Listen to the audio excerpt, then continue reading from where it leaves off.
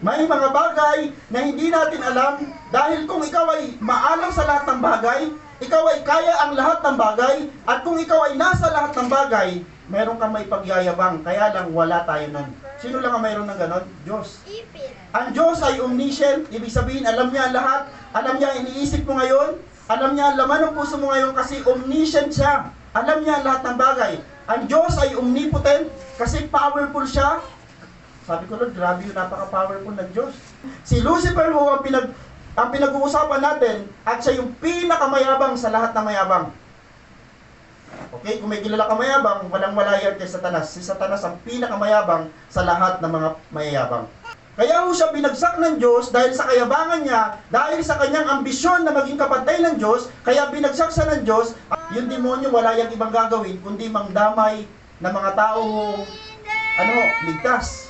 Siya ho kasi hindi ligtas. Yung mga tao hong itinataas ng Diyos, gusto niya ibagsak dahil siya ibagsak.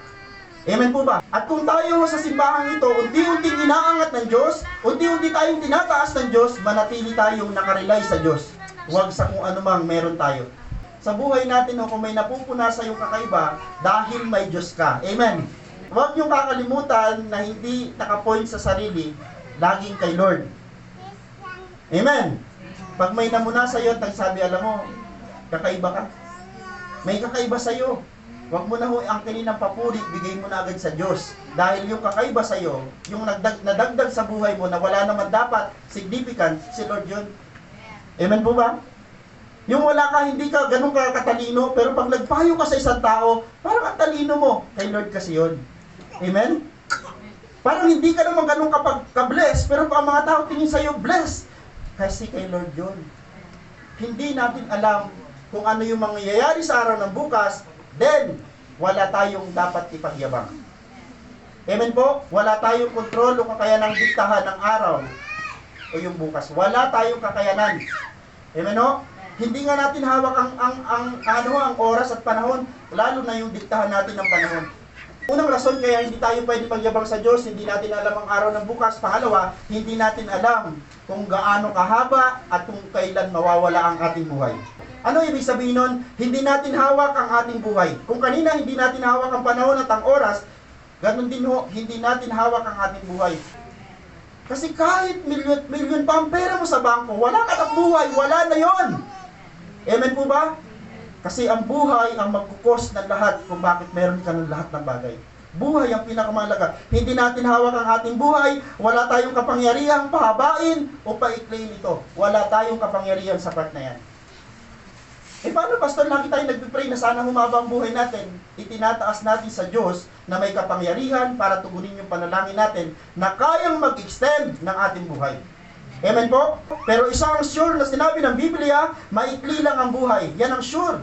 Kasi sabi ng Biblia, ang buhay ay parang usok. Maikli lang ang buhay para gugulin sa galit at inis. Galit ka ba ngayon?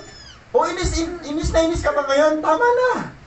Maikli lang ang buhay para gugulin sa galit o inis. Ano ang kailangan gawin ho sa mga ganyang bagay? Magpatawad na tayo. Alam niyo bang walang tatanggapin sa langit na hindi marunong magpatawad? Diba, nag-aral tayo kung ano sabi ni Jesus, ganito kayo mag-pray. Pero sa dulo, ang hindi magpatawad, hindi patatawarin. Okay? Maikli lang ang buhay, kaya magpatawad na tayo. Ano pa ho? Manalangin. Yan, yung mga pribilehiyo natin. Lastly, magmahal. Kaysa magalit, magmahal. Yung tao ho, na nakaaway mo, na hindi marunong magtampo, hindi marunong magtanim ng galit, talo ka. Kasi bakit po? Nakakahinga yun na maluwag. Nakakatulog ng payapa. Huwag kang magtanim ng sama ng loob, huwag kang magtampo. Ang sarap ng tulog mo. Tandaan nyo mo, may free will tayo. Sino mo dito ang nandito na hindi ka naman robot, ibig sabihin free will. Mayroon kang kakayanan, mayroon kang free choice. Ayoko magsimba, choice mo yan. Ayokong manalangin, choice mo yan. Free will mo yan. Pero kapatid, irespeto natin yung will ng Diyos na mas mataas sa will natin. Okay, tandaan, nagmamalaki ang isang tao sa harapan ng Diyos kapag, ito marami to. Ito na, dito natin ngayon i-evaluate ang mga sarili natin. Paano tayo nagmamalaki? Kapag pinangunahan niya ang Diyos. The moment na pinangunahan mo ang Diyos, para bang sinasabi mo sa Panginoon, Lord, mas magaling ako sa iyo.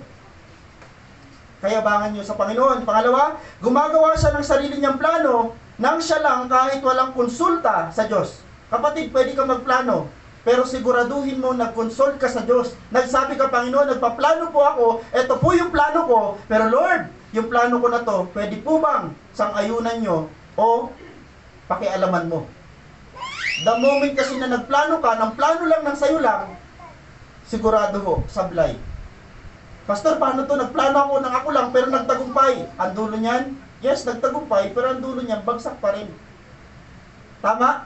Marami nagplano na para nagtagumpay, pero ang dulo, bumagsak pa rin. Kasi bakit po? Tandaan natin, pag hindi mo kinonsulta sa Diyos ang mga bagay-bagay, mananatili ho yan, hindi epektibo.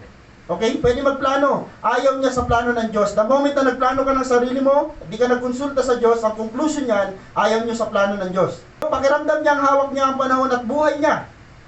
Yung mga tao kung may kayabangan sa sarili, pakiramdam niya, hawak niya ang kanyang buhay. Take note, hindi po. Hindi nga natin alam kung mamaya pagtulog natin o paghiwa-hiwalay natin. Hindi ko sinasabi kung may mangyari masama, pero hindi natin alam. Amen o? Lastly, sabi dito, pakiramdam niya siya ang Diyos, kaya't wala siyang pakialam sa tunay ng Diyos. Ang mahirap pag ikaw na ang Diyos ng sarili mo, ikaw ang Panginoon ng sarili mo. Take note, sabi mo, Lord, tinatanggap kita bilang Panginoon at sarili kong tagapagligtas. The moment na sinabi mo yon, si Jesus na dapat ang hari ng buhay mo, ng bahay mo, at ng negosyo mo. Si Lord dapat lahat. Kasi siya yung naging hari at Panginoon ng iyong buhay. Pero minsan may mga boundaries tayo. Lord, ikaw ang Panginoon ng buhay ko, pero Lord, the rest, ako na. Sa pamilya natin, si Lord ang gawin natin Panginoon. Hamon. Ito na, pinakahamon na natin. Huwag tayong magyabang o maging mapagmataas. Yun ang pinakahuling hamon sa atin. Sa halip, ang Diyos ang ating ipagmalaki dahil siya ang may alam at may hawak ng ating buhay. Ang Diyos ang ating ipagmalaki. Panginoon, ikaw ang aking pinagmamalaki, pinagmamataas dahil Lord, alam niyo yung future ko.